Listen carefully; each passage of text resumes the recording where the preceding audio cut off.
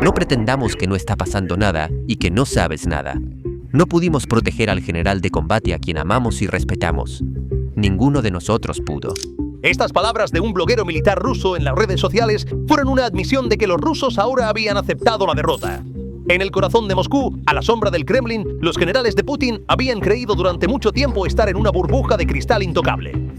Lejos del barro de las líneas del frente y del alcance mortal de los cohetes HIMARS, vivían una vida en las lujosas calles de la capital, convencidos de que la guerra nunca podría tocarlos. Pero los caminos que llevan al Kremlin se han vuelto indistinguibles del frente para los generales. Fue en medio de esta atmósfera de inseguridad que se organizó una emboscada silenciosa en la capital de Rusia, en uno de sus barrios más seguros. Ahora, este va a ser un tema controvertido, y no me importa si YouTube no lo promociona. Voy a exponer la verdad de todos modos. Los temas controvertidos como este terminan siendo suprimidos por el algoritmo, excepto cuando fuerzas al algoritmo a promocionarlo haciendo clic en el botón de me gusta. Gracias. En la mañana del 6 de febrero, el segundo al mando de la inteligencia militar rusa, el GRU, estaba en la línea de fuego. El teniente general Vladimir Alexeyev, primer subjefe de la inteligencia militar rusa, GRU, fue víctima de una emboscada extremadamente profesional y fría, meticulosamente planificada de antemano cuando salía de su casa en las primeras horas de la mañana. El atacante eludió a los guardaespaldas del general, la seguridad del sitio y la vigilancia del FSB, disparando 3 tiros en la espalda de Alexeyev. La importancia del objetivo eleva este ataque de un simple caso criminal a una crisis global. Vladimir Alexeyev es el jefe de operaciones encubiertas de Rusia. Proporciona las coordenadas para los ataques con misiles a la infraestructura civil y las instalaciones energéticas en Ucrania. En otras palabras, es el criminal de guerra número 1 de Ucrania. También fue el general que se reunió cara a cara con el líder de Wagner en Rostov durante la rebelión de Prigozhin. Estos detalles debieron haber llevado inmediatamente a las autoridades oficiales a buscar una conexión ucraniana, complicando aún más la situación. Los medios rusos también están circulando acusaciones de participación de terceros. Este incidente no es un informe de seguridad rutinario ni un simple caso criminal. Es una bala disparada al corazón del estado profundo de Rusia, en el punto que debería estar más protegido. Y su impacto es mucho más devastador que una explosión en las líneas del frente. El pánico creció en Moscú después de este asesinato, porque ahora todos saben que si el subdirector del GRU puede ser asesinado en su propia casa, nadie en Rusia está a salvo. Los detalles técnicos del incidente revelaron una brecha masiva en la arquitectura de seguridad de Rusia. El ataque tuvo lugar en un complejo residencial de élite en la carretera Volokolamskoye, al noroeste de Moscú. Esta no es una zona residencial cualquiera. Es un área monitoreada por cámaras donde viven burócratas de alto nivel y personal militar. Otro detalle crítico que destaca en la investigación es el perfil del atacante. Según fuentes rusas, el tirador podría ser una mujer. Más importante aún, se alega que el atacante alquiló un apartamento en el edificio donde vivía el general. Este detalle es un colapso total para la inteligencia rusa. Considere esto. Individuos desconocidos se mudan al apartamento junto al oficial de inteligencia más crítico del país y realizan reconocimiento durante días, quizás semanas. El FSB no nota esto. La seguridad del sitio no nota esto. Esto no es un fallo de seguridad, es un fracaso del sistema.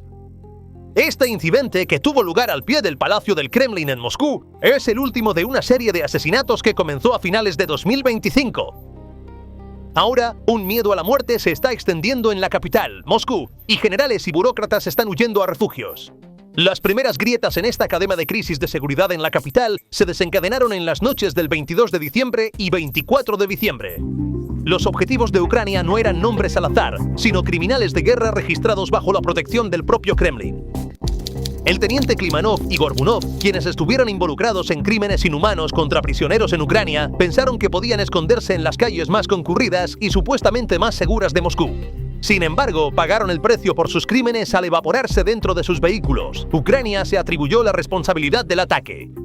Esto se debe a que los oficiales rusos que fueron asesinados formaban parte de un escuadrón de tortura notorio por crímenes de guerra, habiendo violado la Convención de Ginebra durante la guerra en Ucrania. El incidente tuvo lugar en la región de Yelatsa, la zona intocable donde viven las residencias del FSB y las élites a solo 17 kilómetros del Kremlin. Además, esto no fue un final repentino, sino una eliminación planificada y sistemática. porque solo 48 horas antes de este incidente en la misma calle, el vehículo del general Savarov, una de las figuras clave en la doctrina militar rusa, también había sido volado. Cuando examinamos la anatomía técnica del incidente, lo que emerge no es un acto de violencia al azar, sino un mecanismo de inteligencia a sangre fría operando con precisión quirúrgica. Lo que ocurrió en Moscú no puede definirse como un simple ataque terrorista. Es una brecha masiva en la arquitectura de seguridad de Rusia. Pocharu.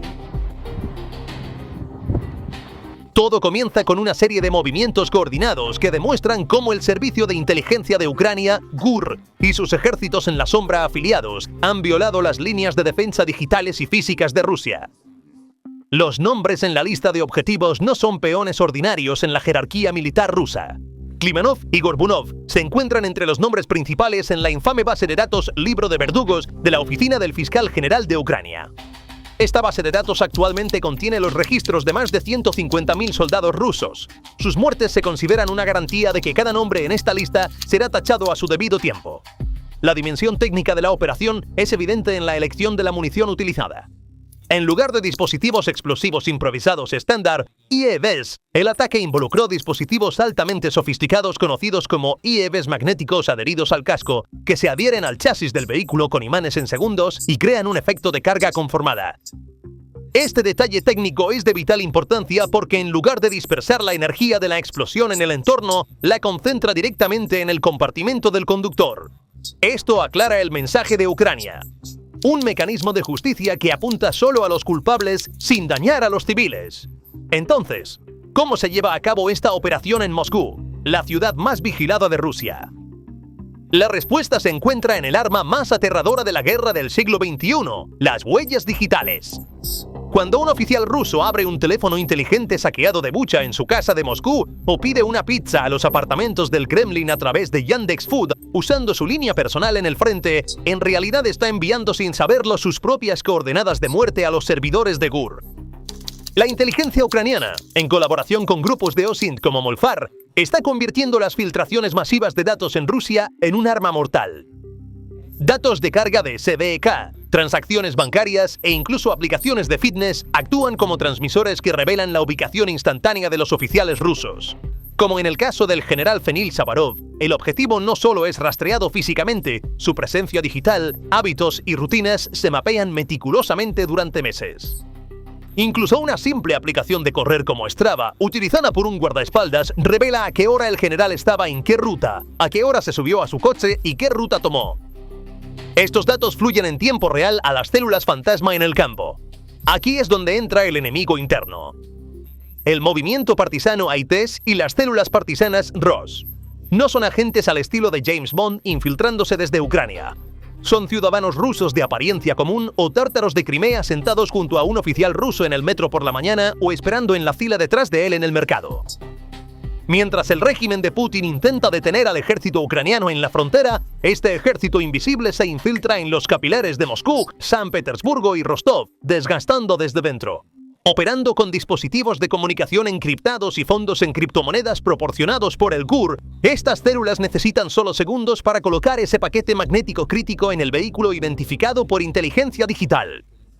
La rápida censura de las grabaciones de cámaras de seguridad del incidente por los medios rusos no sirve para otro propósito que ocultar el alcance de la vulnerabilidad de seguridad del Kremlin.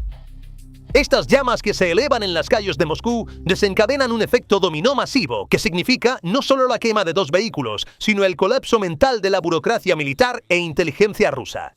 Leer estos eventos como incidentes policiales aislados sería perderse la ruptura estratégica en el panorama más amplio.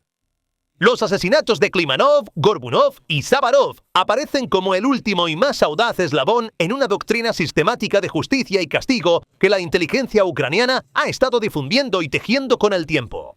Esta reacción en cadena está creando una ola irreversible de pánico y paranoia entre los oficiales rusos.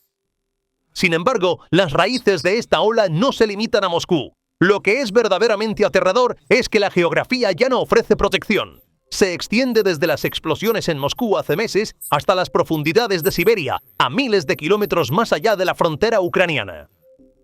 Recordemos que el 25 de octubre, equipos del GUR ucraniano apuntaron al teniente coronel Benyamin Matsarin en un área considerada el patio seguro de Rusia, a 3.200 kilómetros de la frontera. Matsarin fue uno de los arquitectos de la masacre de Bucha y como comandante de la unidad Omon Oberek era considerado intocable. Pero la justicia lo encontró allí. Se establece un vínculo operativo y psicológico directo entre la bomba que explotó en Siberia ese día y las bombas que explotan en Moscú hoy. El mensaje es muy claro. La geografía no puede protegerte. De manera similar, el 2 de julio de 2025, el mayor general Mikhail Gudkov fue vaporizado en un ataque preciso en su cuartel secreto en Kursk, junto con 9 de sus oficiales de Estado Mayor. Gudkov y la 155 brigada que comandaba eran símbolos de las atrocidades cometidas contra civiles en los suburbios de Kiev. Su eliminación infundió miedo en el escalón de mando ruso de que no estamos seguros ni siquiera detrás de las líneas del frente.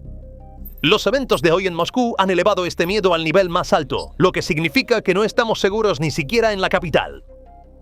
Esta reacción en cadena, esta presión psicológica, está creando una ola irreversible de pánico y paranoia entre los oficiales rusos. El caos y la inseguridad ahora reinan en las calles de Moscú. Hay puntos de control en cada esquina. Cada lugar de estacionamiento es una fuente de sospecha, cada mensajero un agente potencial. En lugar de centrarse en la guerra en Ucrania, la policía de Moscú y el FSB están ocupados persiguiendo fantasmas en su propia capital. Esta situación está causando una división de recursos. Considere esto. Las líneas de logística que deberían estar transportando municiones al frente ahora están atascadas en los enormes puntos de control establecidos en las entradas a Moscú. Las fuerzas de seguridad están paralizadas. Un oficial de policía tiene más miedo de mirar debajo de su propio coche que de perseguir a los criminales porque no sabe si será el próximo objetivo. Cuando la autoridad se desvanece, el caos inevitablemente sigue. La verdadera onda expansiva de estas explosiones se siente no en las calles, sino detrás de los gruesos muros del Kremlin en esos famosos salones dorados. Según fuentes de inteligencia, cada intento de asesinato en Moscú activa una alerta roja en los protocolos de seguridad personal de Putin. A raíz de estos eventos, un miedo total a la muerte reina entre la élite del Kremlin. Nadie confía en su conductor, su guardaespaldas, ni siquiera en la comida que consumen. El cordón de seguridad alrededor de las carreteras que conducen a las residencias seguras de Putin, como Zavirovo y Valdai, se ha triplicado. El apodo abuelo del búnker ya no es una broma. Es el nuevo estilo de vida de la dirigencia rusa. El primer y más tangible efecto es el colapso de la moral dentro de las fuerzas de seguridad rusas. Los soldados que luchan en las líneas del frente ya sabían que estaban siendo enviados a la línea de la muerte. Sin embargo, los oficiales, agentes de inteligencia y policías detrás de las líneas creían que vivían en la burbuja segura de Moscú, lejos de la guerra. El destino de Klimenov y Gorbunov demostró dolorosamente que esta burbuja estaba hecha de papel, no de vidrio. Ahora, cada oficial ruso que ha servido en Ucrania o ha estado involucrado en crímenes de guerra vive con la conciencia de que están en una lista potencial de objetivos. Esta psicología desencadenará una ola de evasión del deber, jubilación anticipada o solicitud de traslado dentro de las fuerzas de seguridad. Nadie quiere morir frente a su propia casa por un régimen que no pueden proteger y que es corrupto. La imagen que vemos aquí va mucho más allá de una serie de asesinatos tácticos. Es un retrato de ironía estratégica y el colapso de la seriedad del Estado. El aspecto más sorprendente del incidente radica en el brutal conflicto entre la ley y las leyes de la física. Solo días después de estos asesinatos, el 29 de diciembre de 2025, Vladimir Putin firma una ley.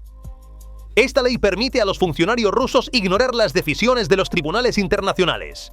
Al firmar, Putin envía este mensaje a sus generales. No tengan miedo, la Haya no puede juzgarlos, los estoy protegiendo legalmente. Pero hay una gran verdad que ha olvidado. Las bombas colocadas bajo los coches en los estacionamientos de Moscú no se preocupan por las leyes de la Haya. Este momento es altamente significativo.